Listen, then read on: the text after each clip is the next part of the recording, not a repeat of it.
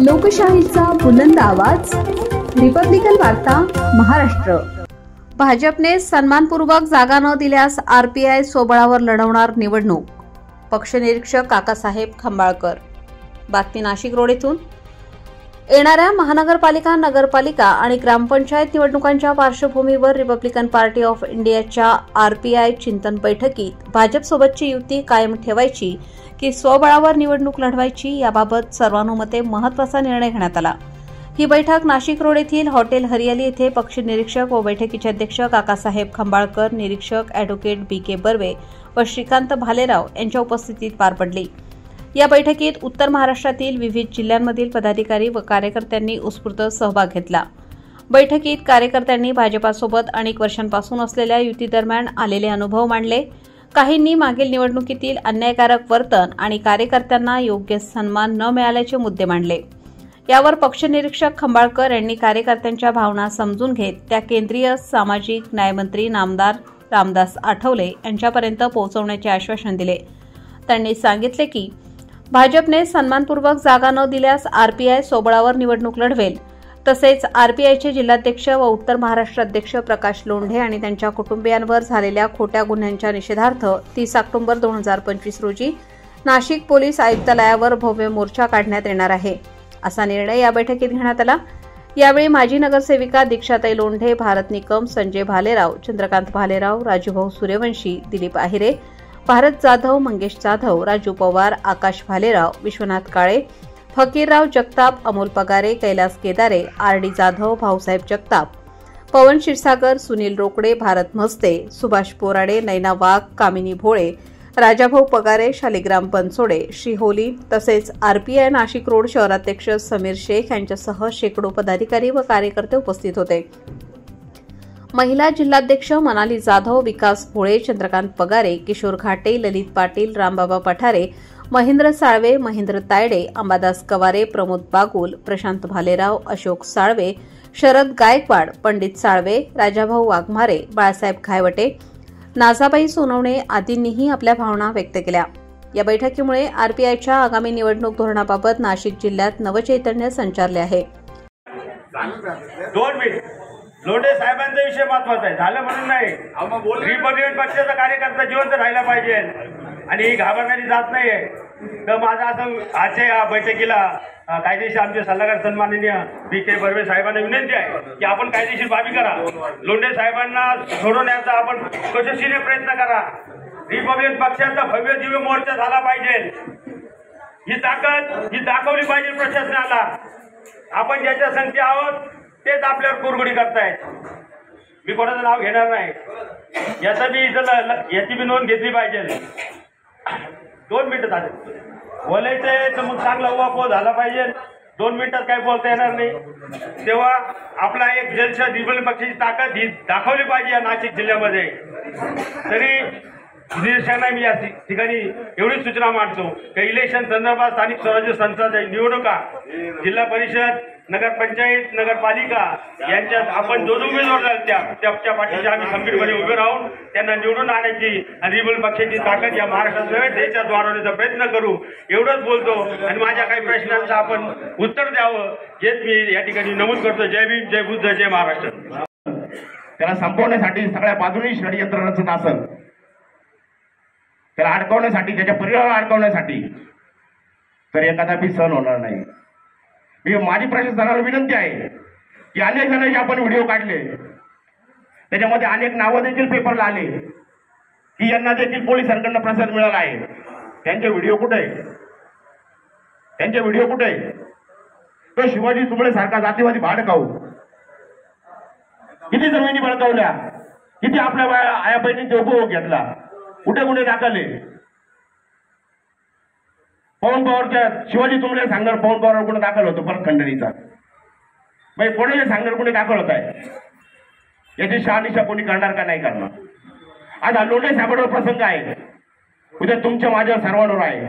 आज लोंढे साहेब मध्ये असेल, अनेकांना आनंद आला असेल, अनेक जण गुडघ्याला बाशिंग लावून बसला असेल, खूप जण गुडघ्यांना बाशिंग लावून बसला असेल, कोणी समिती तयार करत असेल। मी तर पहिले सांगतो की समिती लोंढे साहेबांना सुटका करण्यासाठी साहेब नेमा, आणि जर कधी जर कोणी कुठला घाट घालला असेल तर आज लोंढे साहेबांचा कार्यकर्ता सहन करणार नाही. कुठल्याही जिल्हा प्रमुख पद किंवा कुठल्याही पद या ठिकाणी सहन केलं जाणार नाही, कुठल्याच प्रमुख पद. तर लोंढे साहेब असल्याशिवाय लोंढे साहेबांच्या सुटकेसाठी पॅनल तयार करा.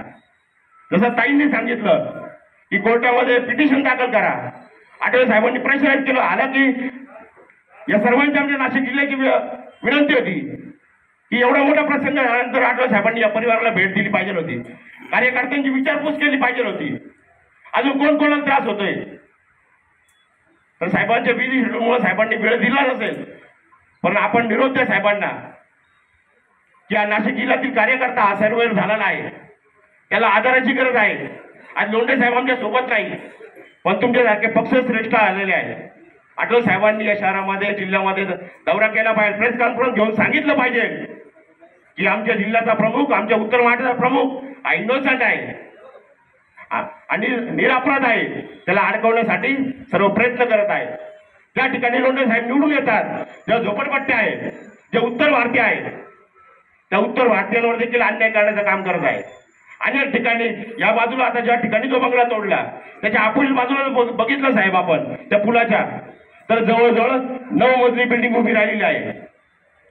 एका बिल्डरची 9 मजली बिल्डिंग उभी आहे. ती पूर रेषेमध्ये नाही का, ते अतिक्रमण नाही का?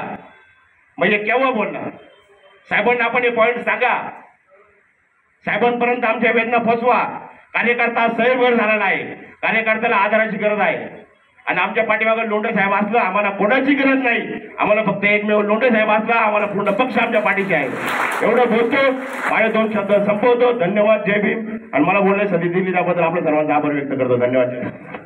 काम करून घेतात, राबून घेतात, सगळा शरीराचा घाम काढून घेतात, आणि ज्या वेळेस आपली पाळी येते त्यावेळेस आपल्याला टाटा बाय बाय करून देतात. हे सर्व वारंवार या ठिकाणी बसलेले सर्व माझे कार्यकर्ते, पदाधिकारी, ज्येष्ठ नेते नेहमी सांगत असतात. ही हाक आता मागच्या वेळेस मुंबईमध्ये मीटिंग झाली, त्या ठिकाणी सुद्धा पवनदादा बोलण्यात आलं, अमोलजी त्या ठिकाणी पण हे सगळे सांगण्यात आलं. परंतु आमचे जे वरिष्ठ आहेत, पक्ष निरीक्षक आहेत, जे आठवले साहेबांची थेट भाषण करतात, त्यांना सगळ्यांना कळकळीची विनंती आहे की ही लोक जर आपल्याला साथच देत नसतील, ही लोक जर आपल्याला मदतच करत नसतील, यांच्या सोबत राहून फायदा काय? दुसरा रस्ता शोधा काहीतरी. आपल्या कार्यकर्त्याला न्याय कसा मिळेल, आपला कार्यकर्ता कसा पुढे जाईल, आपल्या कार्यकर्त्याला कसं सत्तेचं स्थान मिळेल, तो कसा नगरसेवक होईल, तो कसा जिल्हा परिषद सदस्य होईल, तो कसा ग्रामपंचायत सदस्य होईल, याच्याकडे सुद्धा सगळ्या ज्येष्ठ श्रेष्ठ पदाधिकारी लक्ष दिलं पाहिजे. दुसरं असं, काकासाहेब या ठिकाणी आलेल्या सर्व पक्ष निरीक्षकांना विनंती आहे, हा नाशिक जिल्ह्यामध्ये आम्ही सर्व लोक ज्या माणसाच्या जीवावर उड्या मारतो, प्रकाश लोंढे साहेबांचं नाव वारंवार गल्लीपासून तर दिल्लीपर्यंत घेत असतो, त्या माणसाने बऱ्याच कार्यकर्त्यांना मोठं केलं, प्रत्येकाला न्याय दिला. आणि तो माणूस जेव्हा आमच्या सारख्या कार्यकर्त्यांवर ज्यावेळेस अन्याय होतो त्यावेळेस प्रकाश लोंढे साहेबांना हाक दिली. त्यांचा भीम सैनिक, त्यांचा कार्यकर्ता, त्यांच्या जवळचा माणूस का होईना ते मदतीला पाठवून देतात. 2 मिनिटं दादा ऐकून घ्या प्लीज. आणि आपल्या माणसावर एवढा मोठा अन्याय झाला. या नाशिक जिल्ह्यामध्ये अनेक गुन्हेगार आहेत, मोठ्या गुन्हेगारी या नाशिक जिल्ह्यामध्ये चालतात. त्या गुन्हेगारांना सोडून दिलं. एक छोटंसं कारण घेऊन, एक छोटासा मुद्दा घेऊन आमची जिल्ह्याची बुलंद तोफ त्याला चारी बाजूने अडकून दिलं.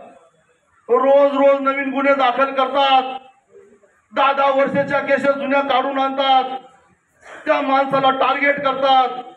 या नाशिक जिल्ह्यामध्ये ज्याची ताकद आहे, रिपब्लिकन चळवळ जो माणूस चालवतो, समाजाला न्याय देत असतो, ठीक आहे, बोलण्यात स्वभाव कडक असेल, परंतु काम पण त्यांचं कणकर आहे.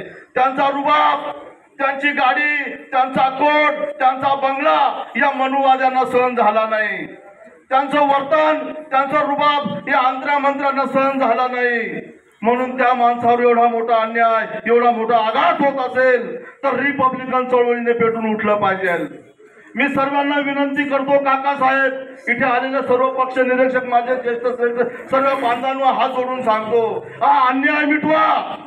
आपल्या आपसातले मतभेद जे असतील ते दूर ठेवा. प्रकाश लोंढेंना बाहेर काढा. प्रकाश लोंढे हा नाशिक जिल्ह्याची शान आहे. काय पुढे करायचं ते आपण बघू, पण आताचा वेळ आपण भागून नेऊन चला. त्या माणसावर अन्याय झालेला आहे, कुटुंबावर अन्याय होतो. रोज त्यांचे बंगले पाडले जातात, त्यांचे घरं पाडले जातात. मी 50% नाशिक अतिक्रमण मध्ये आहे, ते पाडा अगोदर. आमच्या माणसावर अन्याय करू नका. आणि हे निवडणूक होत राहील, आम्ही सर्व निवडून येऊ. आमच्यामध्ये ताकद आहे, आमच्या सोबत आमची ताकद पाहिजे. हा सर्व निरोप तुम्ही आठवले साहेबांजवळ, अमोलजी तुम्ही सुद्धा हा निरोप आठवले साहेबांजवळ पाठवा. संजयजी भाऊ तुम्ही सुद्धा पाठवा. पवनजी साहेब तुम्ही सुद्धा पाठवा.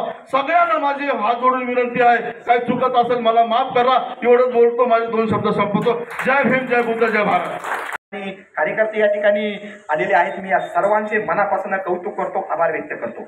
आज त्यांच्या समवेत आपल्या रिपब्लिकन पार्टी ऑफ इंडियाचे आपल्या खऱ्या अर्थानं ठाणेवाग म्हणूया किंवा पॅन्थर म्हणूया, दिवंगत पॅन्थर सुनील भाऊ वाघ असेल, दिवंगत पॅन्थर मास्टर दिलीपजी दासवानी असेल, दिवंगत पॅन्थर सुनील भाऊ लक्ष्मणरावजी कांबळे असेल, दिवंगत पॅन्थर शंकररावजी काकडी ज्यांचा आज प्रथम स्मृती दिन आहे. या सर्वांनी म्हणजे आपली बाबूराव दादा रिपोर्टेंपासून तर बाबूराव दादा बागुलांपर्यंत आणि वामन दादा कळलेकांपासून तर दादासाहेब गायकवाडांपर्यंत ही सर्व आंबेडकरी चळवळीतील पॅन्थरची भूमी आहे. आणि त्यांच्यानंतरही आंबेडकरी चळवळीचा वारसा किंवा ही चळवळ समर्थपणे चालवलेले आमचे ज्येष्ठ नेते आदरणीय पॅन्थर, या पक्षाचे आमच्या सर्वांचे मार्गदर्शक प्रेरणास्थान आदरणीय फकीरराव दादा जगताप साहेब या ठिकाणी उपस्थित आहे. एकदा जोरदार टाळ्या त्यांच्यासाठी होऊ द्या. आदरणीय आमचे पॅन्थर ज्येष्ठ नेते, आंबेडकरी चळवळीतील आमचे भलाटे नेते म्हणून ज्यांचाही आज आदरपूर्वक उल्लेख होतो. आणि ज्यांना चिरतरुण म्हणावं म्हणजे मी आपल्या वयाचा उल्लेख करणार नाही, हे वय फक्त संख्येवर असतं, परंतु आपलं चिरतारुण्य किंबहुना आपण पक्षासाठी आंबेडकरी चळवळीसाठी जी धावपळ करताय ती आमच्या तरुणाई लादवल अशी धावपळ आपल्या सर्वांची आहे. ते आमचे आदरणीय विश्वनाथजी काळे साहेब, आदरणीय संजयजी नाना भालेराव, आदरणीय राजा भाऊजी सूर्यवंशी साहेब, रामबाबाजी पठारे साहेब, या सर्व मान्यवरांसाठी एकदा जोरदार टाळ्या होऊ जाऊ द्या. आणि आजच्या या बैठकीला सुरुवात करण्या अगोदर या बैठकीसाठी महत्वपूर्ण बैठकीसाठी उपस्थित झालेल्या आदरणीय आमच्या दीक्षाताई दीपकजी लोंढे, त्याचबरोबर या ठिकाणी आमच्या भद्रके ताई असतील, त्याचबरोबर आमच्या शांता आत्या पगारे, सत्या आत्या गाडे, आमच्या विमल आत्या तडवी, आमच्या जाधव आत्या असतील, साळवे ताई असतील आमच्या, त्याचबरोबर पवनजी क्षीरसागर. अनुक्रमे नाव सगळ्यांचं घेतो म्हणजे नंतर कार्यक्रम चालू झाल्यानंतर काय होतं, नंतर मलाही बऱ्याच जणांचं ऐकावं लागतं. कार्यक्रम सर्वांचा आहे, सर्वांचं योगदान आहे. आंबेडकरी चळवळीमध्ये प्रत्येक कार्यकर्त्यांनी खस्ता खाल्ल्या, प्रत्येकाचा खारीचा वाटा आहे, आपला शियाचा आहे, आमच्या सारख्याचा खारीचा आहे, परंतु प्रत्येकाने या जळणघडीमध्ये प्रत्येकाने आपलं योगदान दिलेलं आहे आणि एकनिष्ठता अबाधित ठेवलेली आहे. या सर्वांचं मनापासून कौतुक करतो. अनुक्रमे आमचे दिलीपजी साळवे साहेब, पवनजी क्षीरसागर साहेब, या ठिकाणी आमचे दादा आमचे आदरणीय सूरजजी तायडे साहेब, मी दिलगिरी व्यक्त करतो सर. तायडे सर, मी छोटा कार्यकर्ता आहे, प्रयत्न करतोय. आमचे भाऊसाहेबजी जगताप आहे, राजा भाऊजी पगारे, आमचे बाळासाहेबजी जाधव, किशोरजी आमचे जाधव साहेब, कागुले साहेब, चंद्रकांतबाई भालेराव, अमोलजी पगारे, आकाशजी घुसळे, संतोषजी पाटील, त्याचबरोबर आमचे सुनीलजी रिपोटे, सनीजी बलवंतजी भालेराव साहेब, त्याचबरोबर या ठिकाणी राजाभाऊ वानखेडे, समीरभाई शेख, रविमामा गांगुर्डे, आकाशजी घुसळे, संतोषजी पाटील, शांताबाई आमच्या पगारे आत्या, विमल आत्या तडवी, त्याचबरोबर या ठिकाणी आमचे भरजे साहेब आहेत, अर्चनाताई आहेत, दिनेशजी दासवानी, चंद्रकांतबाई भालेराव, अरुणजी भवर साहेब, याचबरोबर आमचे बाळासाहेब सोनवणे, अमोलजी पगारे, बरेच मान्यवर या ठिकाणी आहेत. सध्या आत्या सर्वांना मानाचा जय भीम. आज आपण निवडणूक ह्या विशेष मुद्द्यावर चर्चा करत आहे. तर निवडणूकच्या विषयी म्हणण्यात आलं तर आपण मागील काळ बघितलं तर त्यावेळी आपण स्वयंबळावर लढू शकलो असतो किंवा लढतही होतो. कारण त्यावेळी वॉर्ड आणि प्रभाग यात खूप फरक आहे आणि यात मतदानाचा सुद्धा फरक आहे. तर त्यामुळे आपण आताच्या निवडणुका बघितल्या आता आपल्याला महायुतीची गरज आहे, ही काळाची गरज म्हटलं तरी चालेल. काय आपण स्वयंबळावर कितीही प्रयत्न केले, आपले कितीही पैसे लावले तरी आपला व्यक्ती हा निवडून येत नाही. कारण आज आपण वातावरण भारतातलं बघा, महाराष्ट्राचं बघा, कुठंतरी जातीवाद चालू असतो. आपला समाज आपल्याला मतदान करतो पण दुसरा समाज हा करत नाही, ते फक्त पक्ष बघून मतदान करतात. आणि ज्यावेळी BJP सत्तेत असताना आपण जर का आमदारकी खासदारकीच्या वेळेस आपला प्रामाणिकपणा दाखवून प्रत्येक आमदार आणि खासदार यांना प्रामाणिकपणे मदत करतो, मग ज्यावेळी आपली वेळ येते, आपले निवडणुका असतात, नगरसेवकाच्या असतात, नगरपालिकेच्या असतात, त्यावेळी आपण स्वयंबळावर का लढावा? त्यावेळी महायुतीने आपली साथ का दिली नाही पाहिजे? जर का कार्यकर्ता आयुष्यभर, आज माझे वडील दिवंगत पॅन्थर सुनील भाऊ वाघ यांनी जर का त्यांचं सर्व आयुष्य RPI साठीच दिलं आणि त्यांनी खूप संघर्ष करून आज ते पद मिळवलं, पण त्या वर्षी पण आपण बघितलं तर भीमशक्ती शिवशक्ती एकत्र असताना RPIचे नगरसेवक हे नाशिकमध्ये निवडून आलेले. पण ही काळाची गरज खरंच आहे का आपण महायुतीचं, म्हणजे आता जर साहेब बोलले का आपण स्वयंबळावर लढू, तर आपण किती स्वयंबळावर लढलो तरी हा शब्दाने काय आहे का आपण निवडून येणार नाही. आणि त्याचप्रमाणे आज आपलं नाशिकचं आपण बघितलं का कुठंतरी जातीवाद हा प्रकार चालू का, याचाही विचार केला पाहिजे. कारण की लोंढे साहेब, जसं आपण म्हणतो नाशिकचा बालेकिल्ला, आपल्यासाठी लोंढे साहेबच आहे आणि आपण त्यांच्या पाठीशी कधी प्रामाणिकपणे खंबीर उभे. आम्ही त्या निवडणुका लढणार, कारण आपले जे उमेदवार असतात ते काही सक्षम नाही, ते 10 लाख 20 लाख खर्चायला सक्षम नाही. मित्रपक्षाची ही गरज असतेच. त्याकरता माझी सूचना आहे नेत्यांना की उभाटा गट हा जर आपल्याला जवळ घेत असेल तर का म्हणून कार्यकर्त्यांनी त्यांच्या सोबत जाऊ नये, असा माझा या ठिकाणी प्रश्न आहे. जय भीम. थांबला पाहिजे तर सगळे लोक आपल्या सोबत राहतील. काका आपल्या बरोबर कोण आहे काम करणारे? झोपडपट्टीचेच लोक आहे. कोणी ब्राह्मण, गुजराती, पंजाबी, शिंदे आपल्या बरोबर काम करतो का? नाही करीत. आपल्या सोबत कोण काम करतो? आपल्या झोपडपट्टीचेच लोक काम करतात. आणि जर झोपडपट्टीचे कार्यकर्ते जर घाबरले, कसं तुमच्या पक्षाला वोटिंग करतील आणि तुमच्या पक्षासोबत कसे येतील ते सांगा बरं मला. तुम्ही येऊ शकणार नाही. तर माझं सांगणं आहे सगळ्यांना. आणि काका तुम्ही निरीक्षक म्हणून इथं आलेले आहे सर्व, माझं तुम्हाला एक विनंती आहे. सर्वात अगोदर नाशिक जिल्ह्यामध्ये मी मोठा तू मोठा आपसातीची हेवे देवी आहे ना, हे कुठंतरी बंद करा, हे कुठंतरी थांबवा. मी सगळ्यात, तुम्ही सगळे मोठे, आम्ही सगळे लहान आहे, तुम्ही मोठे ठीक आहे, काय हरकत नाही. तुम्हाला तुमची इज्जत तुमच्या ठिकाणी भेटल, पण आता प्रत्येक ठिकाणी तुम्ही हेवे दावे करू नका. हेवे दावे बंद करा. रिपब्लिकन पक्ष कसा वाढल याचा विचार करा. आणि उमेदवार तर लयच लांब आहे आपले निवडून यायचे, कारण का मी बघतोय स्वतः आपली परिस्थिती काय आहे. आपल्याला वोटिंग तर कोणी केलं पाहिजे? आपल्या झोपडपट्टीशिवाय कोण करणार आहे वोटिंग? आपल्याला कोणी करणार नाही. आपल्याबरोबर कोणी युती करणार आहे? कोणी युती करायला तयार नाही. फक्त म्हणते आमचं युती. काय युती नाही आपली. नाशिक जिल्ह्याला नाही का असं वारिष्ठा केले. तर माझं तुम्हाला सांगणं, साहेबांना सांगा का रिपब्लिकन पक्षाची जर चळवळ खऱ्या अर्थाने जीवन जर ठेवायची असेल, आठवलं गड जर जीवन ठेवायचं असेल नाशिक जिल्ह्यात, हे सगळं बंद करायला लावा त्यांना. आणि गोरगरिबांवर अन्याय होत असेल हे थांबवायला लावा. एवढी मी तुम्हाला विनंती करतो. इथंच थांबतो काका.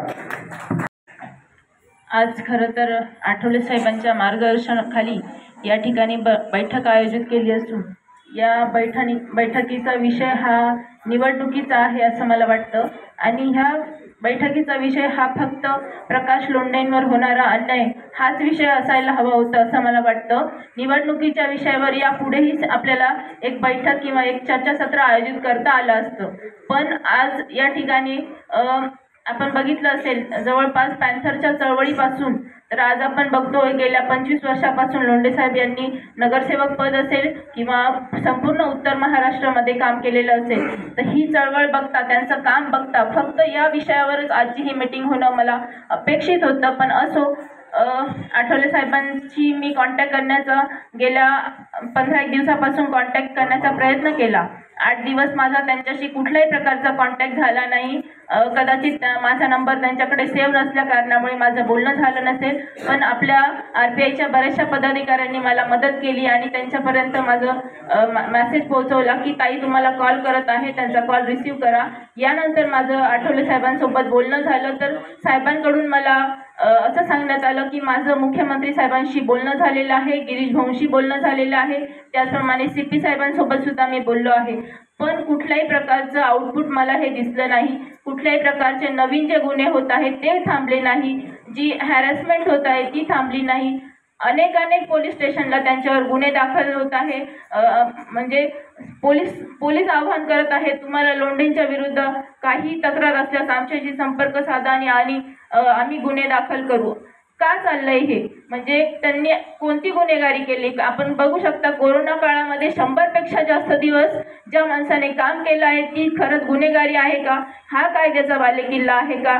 साहेबांनी आज आपण बघितलं असेल 2 मार्चचा कार्यक्रम असेल, किती भव्य प्रमाणामध्ये आपण सगळ्यांनी काम केलं होतं. हेच आज त्यांच्या डोळ्यामध्ये खूपच आहे का? हा एक मोठा विषय आहे.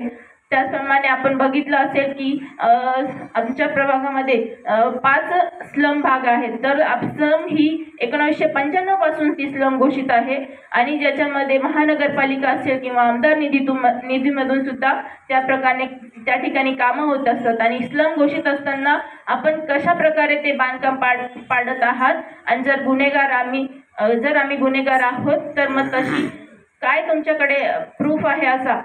म्हणजे फिर्यादीला आपण फिर्यादी बघितलं असेल तर त्यामध्ये स्वतः पोलीसच फिर्यादी आहेत. आणि खरं सांगायचं तर आपल्या सगळ्यांना काही विषयाची माहिती नाही असं मला वाटतं की जे गोळीबार प्रकरण जे गाजवलं तर त्यामध्ये भूषणभाऊ लोंढे हे त्यामध्ये आरोपी आहे असं सांगितलं जात आहे. परंतु ते जे हॉटेल आहे त्यामध्ये भूषणभाऊ फक्त पार्टनर आहेत. त्या गोळीबारामध्ये त्यांचा कुठलाही संबंध नाही. का तर कुठलेही कस्टमर आले त्यांच्यामध्ये वाद झाला असेल तर त्याला जबाबदार त्या हॉटेलचे मालक आहेत का? हा पण एक महत्त्वाचा प्रश्न आहे. आणि हॉटेलचा मालक असल्यामुळे जर तुम्ही त्यांना आरोपी आहेत तर हे कुठेतरी कायद्याच्या बालेकिल्ल्यामध्ये काहीतरी चुकत आहे असं मला वाटतं. त्याचप्रमाणे आठवले साहेबांनी या ठिकाणी एक पॅनल क्रिएट करावा. हायकोर्टामध्ये फ्री ऑफ कॉस्ट आपल्या पक्षाच्या एका कार्यकर्त्यावर अन्याय होत असेल तर त्यांनी फ्री ऑफ कॉस्टमध्ये वकील अपॉइंट करून आपल्या हायकोर्टामध्ये जामीन असेल किंवा रिट पिटिशन दाखल करावी का एखाद्या कार्यकर्त्यावर आपण खोटे गुन्हे दाखल करत आहात आणि त्यामध्ये काही कसल्याही प्रकारचं तथ्य नसल्या कारणामुळे पोलिसांवर सुद्धा कारवाईचे आदेश आपण या ठिकाणी द्यावे अशी मी विनंती करते. त्यांचे मुलं कुठल्याही प्रकारचे गुन्हेगारी पार्श्वभूमी नाही त्यांची, ते प्रॉपरली एक बिझनेसमॅन आहेत. आणि प्रकाश लोंढे हे एक आपला RPI पक्षाचा एक कार्यकर्ता आहे आणि त्यांनी कार्यकर्ता म्हणूनच काम केलेलं आहे.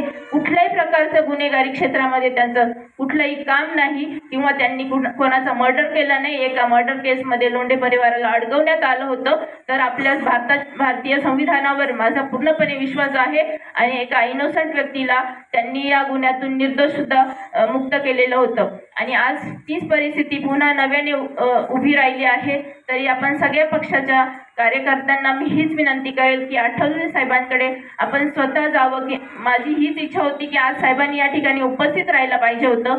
पण असो आपल्याला निरीक्षक म्हणून बर्वे साहेब असतील किंवा काकासाहेब आलेले आहेत. त्याचप्रमाणे भालेराव साहेब सुद्धा या ठिकाणी आलेले आहेत.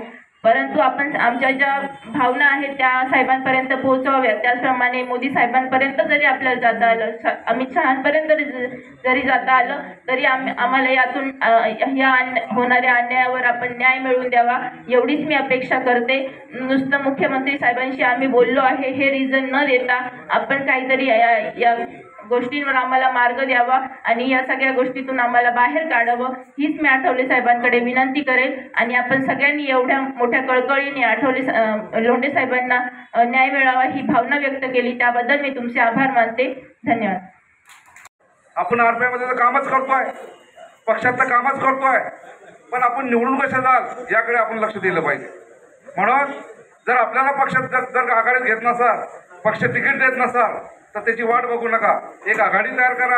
त्या आघाडीमध्ये चांगले मुस्लिम सर्व समाजाचे घ्या आणि मग बघा तुमच्या आपल्या 2-4 नाही सीट येतील, कमीत कमी त्यांच्या तर पडतील, आपल्या 1-2 तर येतील. पुढच्या वेळेस आपल्याला विश्वासात घेतील. तर अशी ट्रेनिंग करून बघा तुम्ही. दुसरी गोष्ट, या ठिकाणी महाराष्ट्रामध्ये आपल्या ज्या शहरामध्ये जे लोक मोठे आर्थिक बळाने मोठे होत आहेत, राजकारणाने मोठे होत आहेत, त्यांना षडयंत्रामधून फसवण्याचं काम या ठिकाणी चालू आहे. माझ्यावरून सांगतो, मी गेल्या विधानसभेचं इलेक्शन नंतर राखीव आहे. मी 5 कोटी रुपये खर्च करण्यापर्यंत माझी तयारी होती आणि पक्षालाही सांगितलं 5 कोटी रुपये खर्च करेन म्हणून, कारण मी गव्हर्नमेंट कॉन्ट्रॅक्टर आहे, मोठा कॉन्ट्रॅक्टर आहे. तर माझी तयारी 5 कोटी रुपये खर्च करायची तयारी होती. परंतु त्या ठिकाणी संतोष बारसे म्हणून याचा मर्डर झाला. एक गाडीमध्ये 2 लोकांवर फायरिंग झाली आणि त्या फायरिंगचा मास्टर माइंड म्हणून मला त्या केसमध्ये टाकण्यात आला. 2 तास आमदार त्या ठिकाणी बसलेला होता, राजू सूर्यवंशीचं नाव घ्या म्हणून. त्या केसमध्ये 5 महिने मी मध्ये राहिलो आणि मग जामीन सुटलो. आता प्रकाश लोंढेवर आलेले आहे.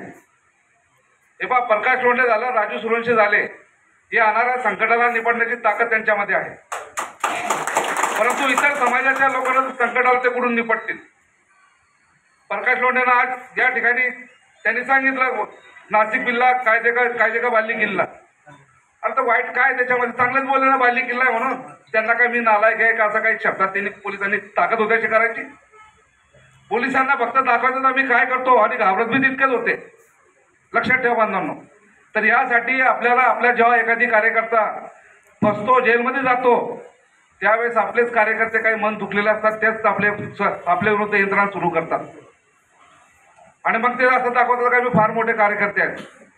अरे या ठिकाणी मी सांगतो, ज्यावेळेस आपल्या कार्यकर्त्यावर संकट येतो त्यांच्या घरातल्या लोकांना पाठिंबा देण्यासाठी सुद्धा कार्यकर्ता जात नाही. आणि कार्यकर्ता बाहेर असला तर 150 लोकांच्या लाईन लागतात, 100 लोक घरी येतात रोज. हा माझा स्वतःचा अनुभव आहे. म्हणून आपल्याला जर या ठिकाणी ताकद टिकवायची असेल, आपण कुठपर्यंत आठवण साहेबांना सांगणार फोन करा, हे करा, आपली जिल्ह्यात ताकद निर्माण करा. एक माणूस जर उभा झाला, सर्व रस्त्यावर उतरा, 1000 5,000 लोक. कधी प्रशासन घाबरत नाही. प्रशासनाने आठवलं साहेबांना सांगितलं पाहिजे का तुमच्या लोकांना ताब्यात घ्या, तुमच्या लोकांना शांत करा. तेव्हा तिकडे रिपब्लिकन पक्षाची खरी अत्यंत ताकद. आपल्याला लढावं लागेल. आपल्याला लढल्याशिवाय काही मिळणार नाहीये. प्रत्येकाने डेअरिंग केली पाहिजे. गुन्हे दाखल झाले काय होत नाही, कोर्ट आहे, जामीन होतात, पण अन्याय बी सहन करू नका. तर म्हणून मला एवढीच विनंती आहे, या ठिकाणी यांना सांगतो का महाराष्ट्रामध्ये ज्या ज्या ठिकाणी अशा होण्यात असेल तर त्या ठिकाणी 5-10 जिल्ह्याची मिटिंग घेऊन त्या ठिकाणी मोठं आंदोलन उभारलं पाहिजे, जेणेकरून प्रशासन घाबरलं पाहिजे, बिथरलं पाहिजे आणि आपल्या आठवण साहेबांना म्हटलं आंदोलन तुम्ही मागे घ्या म्हणून. परंतु या ठिकाणी नाशिक जिल्ह्यामध्ये एवढा मोठा जिल्हा असताना या ठिकाणी लोंढे साहेबांनी एवढं मोठं काम या ठिकाणी केलेलं आहे. तळमळीचं काम या ठिकाणी करतायत, पण एक ठिकाणी या ठिकाणी निवेदन देखील कोणी दिलेलं नाही. हे मोठी खंताची बाब आहे. हे काय पक्ष आहे का आपला? पक्ष कसा पाहिजे, एक कार्यकर्त्याला झालं तर 100 करते तुटून जायला पाहिजे. ते आपण जेव्हा तुटून जाऊ तेव्हा आपला स्वतःचा ते कवच तयार होईल. आपण कवचच तयार करत नाही. आपण फक्त मोठ्या भाषण देतो आणि मोठ्या गोष्टी करतो आणि खरंच होतो. अहो आपल्या लोकांना आपण पुढारीपणा करतो. सर्वात पहिले आपल्या आठवले साहेबांच्या योजना आहेत. तुम्ही पहिले तुमची आर्थिक बळ मजबूत करा ना. तुम्ही मागणारे नको बना, तुम्ही देणारे बना. पहा तुमच्या मागे इतर समाजाचे 10 लोक. आता माझ्याकडे मी ठेकेदार असल्यामुळे माझ्याकडे 200 लोक दुसऱ्या समाजाचे काम करतात. तर तुम्ही देणारे बना. देणारे बनल्यानंतर इतर लोक तुमच्याकडे येतील. आज राजकारण तुम्हाला वाईट वाटेल. आज राजकारण साध्या माणसाचं राहिलेलं नाही. ज्याच्याजवळ पैसा त्याचं राजकारण आहे. नगरसेवक निवडून येण्यासाठी महानगरपालिका जर तुम्ही निवडली तर 50 लाख रुपये पाहिजे आणि नगरपालिका दिला तर 25-30 लाख रुपये पाहिजे. ती लढाई लढतोय तर पूर्ण हत्यारासहित लढायची त्याची. म्हणून एवढी विनंती आहे माझी की या ठिकाणी लोंढे परिवार या ठिकाणी जे संकट आलेलं आहे ते आपण एक परिवार म्हणून त्यांच्या मागे या ठिकाणी उभं राहायचं आहे. मी गिरीश महाजनसोबत 1 तास बोललेलो त्या विषयावर. गिरीश महाजनची 1 तास माझी मिटिंग झालेली आहे. म्हणून माझ्याकडून सहकार्य काय झालेलं आहे ते तुम्हाला पुढे माहिती पडेल आणि ते समजेल. कारण मी आता या ठिकाणी सरांसमोर तो विषय मांडू शकत नाही. इथेच थांबतो. जय भीम जय सोबत.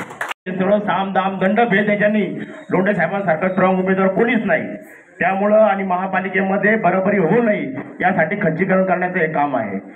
आपण जर FIR बरोबर साहेब आपण कायदेशीर सल्लागार आहात. आपण जर FIR जर बघितली तर ते FIR मध्ये लोंढे साहेबांचं कुठंच नाव नाही, उल्लेख नाही. त्यानंतर पुरवणी जबाब आपण बघितला तर त्या पुरवणी जबाबामध्ये देखील लोंढे साहेबांचं नाव नाही.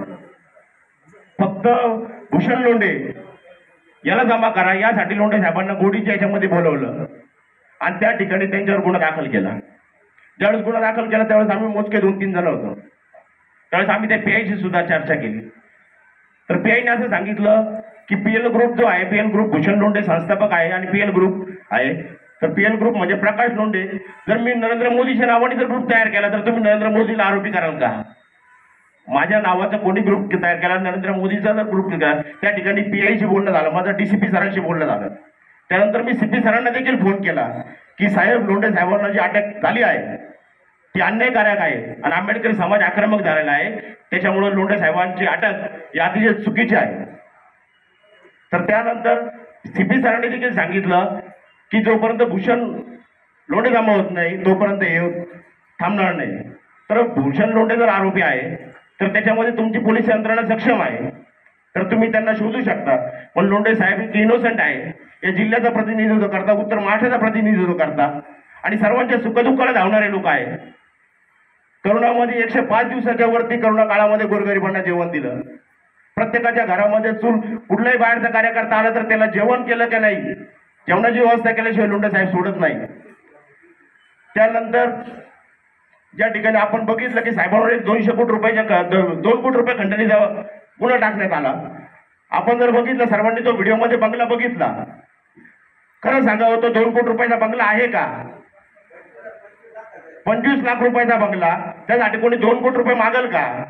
आणि जर समजा लोंढे परिवाराने तो बंगला बळकावलाय, पोलिस म्हणतात लोंढे परिवाराने तो बंगला बळकावलेला होता, मग पोलिसांनी जर तो ताब्यामध्ये घेतला, ज्या व्यक्तीकडनं ताब्यात घेतला, बळकावलेल्या माणसाकडनं ताब्यात घेतला, तर पोलिसांचं काम काय? ज्याचा बळकावला त्याच्या हातामध्ये देणं आहे ना. मग त्याला सील का केलं? त्याला सील का केलं? तो त्या मालकाच्या ताब्यामध्ये जायचा ना. म्हणजे याचा अर्थ की लोंढे परिवाराकडे त्या बंगल्याचे पूर्ण डॉक्युमेंट्स, रजिस्ट्रेशन पूर्ण आहे. विनाकारण खोटे गुन्हे टाकत आहे. का टाकत आहे? कारण आपण रस्त्यावर नाही, आपण जाब विचारत नाही, आपण सर्व शांत आहोत. यासाठी सर्व घडत आहे, त्यासाठी रस्त्यावर येणं गरजेचं आहे. त्यासाठी पोलीस प्रशासनाला जाब विचारणं आहे. आपण शहरामध्ये आहे ठीक आहे, पण लोंढे साहेब उत्तर महाराष्ट्राचे प्रमुख आहेत. या उत्तर महाराष्ट्रातल्या इतर पदाधिकाऱ्यांनी एकाही ग्रामपंचायतीमध्ये देखील निवेदन दिलेलं नाही. ही शोकांतिका आहे. आणि ग्रामपंचायतीमधला एखादा कार्यकर्ता जर आला तर लोंढे साहेब म्हणतो माझा सदस्य आला, त्याच्या जेवणाचं बघा, त्याचा चहा पाण्याचं बघा. पण त्या ग्रामपंचायतीच्या सदस्यांनी किंवा ग्रामपंचायतीच्या कार्यालयवाल्यांनी एकाने तरी निवेदन दिलं का? का दिलं नाही? शहरामध्ये नाशिक जिल्हा बाले किल्ला आहे, आम्हाला मान्य आहे. आम्ही कायद्याचे रक्षक आहोत, तुम्ही देखील कायद्याचं रक्षण करतात. अत्यंत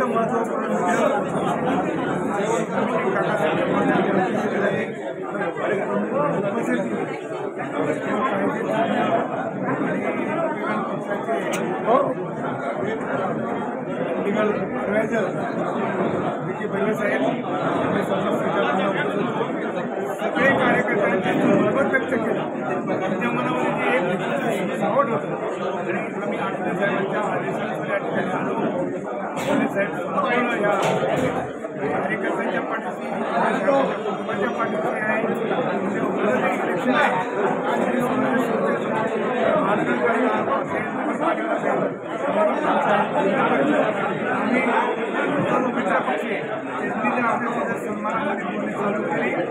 त्यांच्याबरोबर राहून अन्यथा स्थानिक कार्यकर्त्यांना सतत घेऊन कार्यकर्ते जो निर्णय घेतले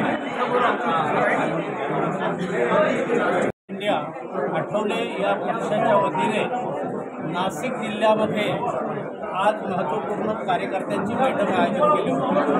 त्या बैठकीला काकासाहेब माझ्या स्वतः उपस्थित आहे. या बैठकीचं महत्त्व असं होतं, आगामी होणाऱ्या निवडणुकांमध्ये रिपब्लिकन पक्षाची युती होईल नाही होईल, परंतु फळी निर्माण करणे आणि प्रत्येक गटामध्ये आपले कार्यकर्ते तयार करणे आणि आपला सक्षम उमेदवार तयार करण्याची भूमिका निर्माण करण्यासाठी ही चिंतन बैठक होती.